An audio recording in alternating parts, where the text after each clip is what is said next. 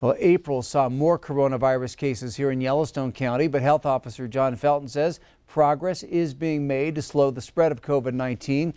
We talked to him about that and what he thinks lies ahead as we move into a new month and more businesses begin to reopen.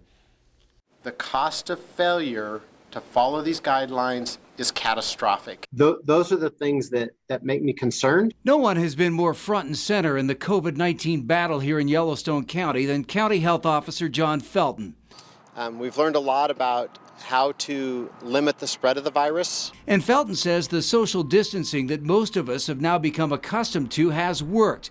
Yellowstone County began April with 30 cases of the coronavirus and added another 50 cases in the course of the month. 2 people died. I think Billings and Yellowstone County have done remarkably well. There's certainly a few people who think it's too much and have objected, and that is, we're still Americans, we still get the right to disagree. Businesses which had been closed began opening this week. Restaurants, bars, and casinos followed this coming Monday. We won't know the effects of the first phase of reopening for 2 to 3 weeks when we start seeing, when cases start to come out. So it takes some time just because of the incubation period for the disease, but there's no timeline on it. And I know people really want a timeline, but pandemics just don't work that way. They kind of go at their own pace. As for what might be ahead as we turn the calendar to May, Felton had this to say. I think at the end of May, we'll still have a lot of cases.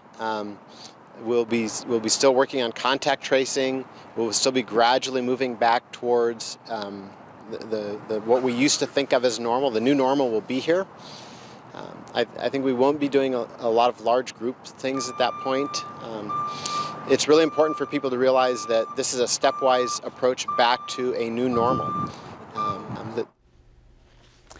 And Felton says most people do seem to be doing their part and that it shows with the relatively low number of cases and hospitalizations so far.